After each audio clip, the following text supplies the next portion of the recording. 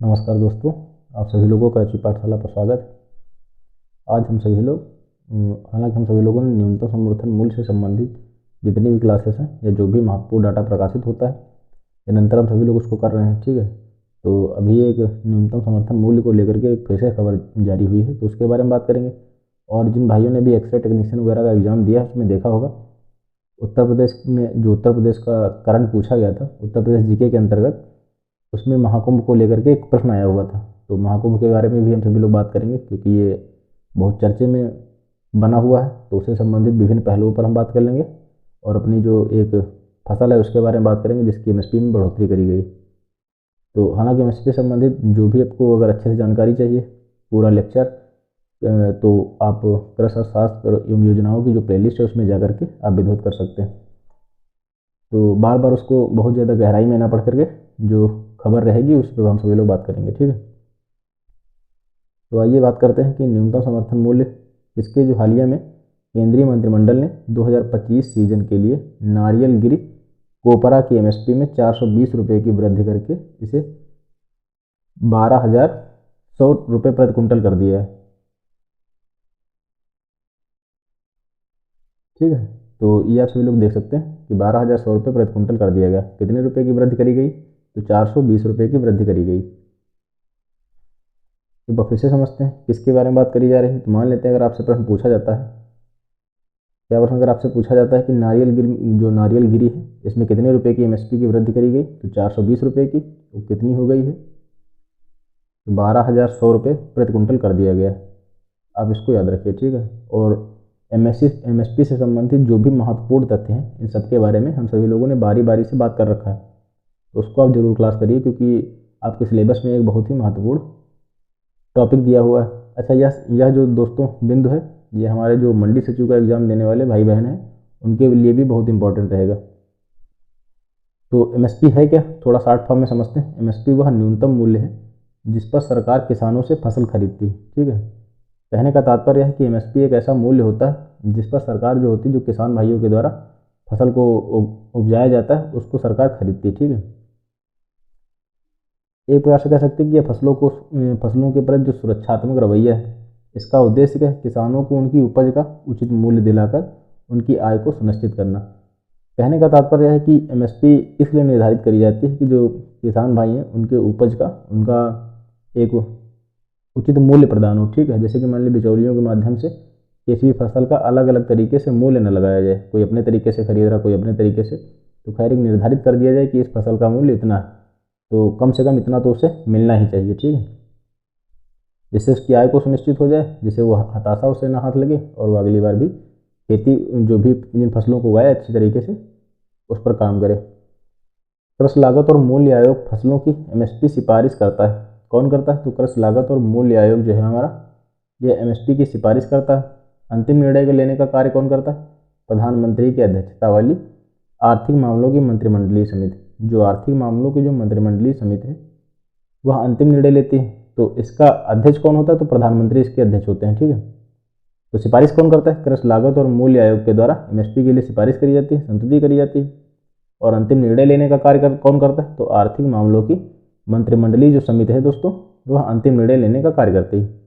और अगर इसके अध्यक्ष की बात की जाए, मान लेते हैं आपसे पूछा जाए कि आर्थिक मामलों की मंत्रिमंडलीय समिति के अध्यक्ष कौन है, तो प्रधानमंत्री महोदय आर्थिक मामलों की मंत्रिमंडलीय समिति होगी उसके अध्यक्ष हैं। केंद्र सरकार के द्वारा हर साल 22 प्रमुख कृषि उत्पादों के लिए एमएसपी की घोषणा करी जाती है। इसमें खरीफ, रबी और वाणिज्यिक फसलें शामिल होती हैं। इसके अंतर्गत कौन कौन सी? अनाज वाली फसलों के अंतर्गत, दलहनी वाली फसलों के अंतर्गत कितनी कितनी कौन कौन सी फसलें शामिल है, इन सब पर हम सब लोगों ने विस्तारपूर्वक बात कर रखी है। ठीक है, उपरोक्त के अलावा तोरिया, छिलका रहित नारियल की एमएसपी भी तय करी जाती है। तोरिया की एमएसपी रेपसीड, सरसों एमएसपी के आधार पर, छिलके रहित नारियल की एमएसपी नारियल गिर की एमएसपी के आधार पर तय करी जाती है। ये बिंदु आपके लिए इतना इंपॉर्टेंट नहीं है दोस्तों, किंतु ये बिंदु आप ध्यान रखिए। बाकी पूर्व के लेक्चर भी करिए, अभी हाल ही में एक एमएसपी की क्लास कराई हुई है, तो उसको जरूर याद रखिए। अब हम बात करेंगे महाकुंभ मेले को लेकर के। जो उत्तर प्रदेश जीके का आप जैसे देख रहे हैं, जो भी यूपी ट्रिपल एस सी के तहत जो भी एग्जाम होने वाले हैं उसमें उत्तर प्रदेश जीके का निरंतर वेटेज बढ़ रहा है। ठीक है, करीब संभवतः 20 नंबर का है, तो उसमें समसामयिकी का भाग भी दिया हुआ है। तो हालिया में जो भी महत्वपूर्ण खबरें रहेंगी उस पर आप सभी लोग नज़र बनाए रखिए।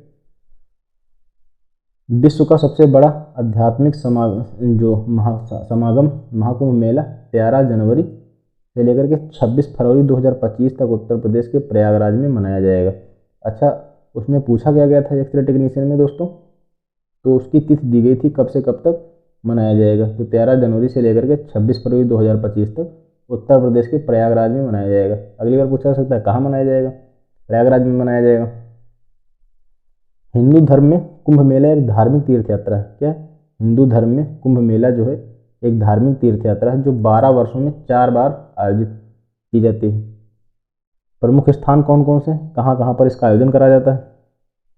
तो उत्तर प्रदेश में प्रयागराज में गंगा, यमुना और पौराणिक सरस्वती के संगम पर आयोजित करा जाता है। जो उत्तर प्रदेश का जो प्रयागराज जिला है दोस्तों, वहाँ पर गंगा, यमुना और सरस्वती जैसी जो पावन नदियाँ हैं उनके संगम पर महाकुंभ का आयोजन करा जाता है। उत्तराखंड की अगर हम बात करें तो हरिद्वार में, उत्तराखंड के हरिद्वार में किस नदी के किनारे? तो गंगा नदी के किनारे इसका आयोजन करा जाता है।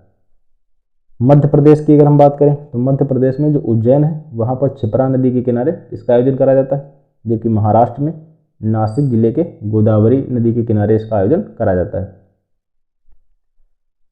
प्रमुख अनुष्ठान और प्रथाएं, शाही स्नान हो गया, दीपदान, कल्पवास, अनुशासन व तपस्या पर जोर। उल्लेखनीय है कि 2019 के प्रयागराज कुंभ मेले को सबसे बड़े स्वच्छता और अपशिष्ट निपटान तंत्र के लिए गिनीज वर्ल्ड में शामिल किया गया था। तो यह भी तथ्य दोस्तों एक गौर करने वाला है, इसको आप लोग याद रखिए कि 2019 के जो प्रयागराज कुंभ मेले में जो सबसे बड़े स्वच्छता और अपशिष्ट निपटान तंत्र के लिए गिनीज वर्ल्ड रिकॉर्ड में शामिल किया गया था। तो आपसे पूछा जा सकता है कब शामिल किया गया था, तो वह 2019 का।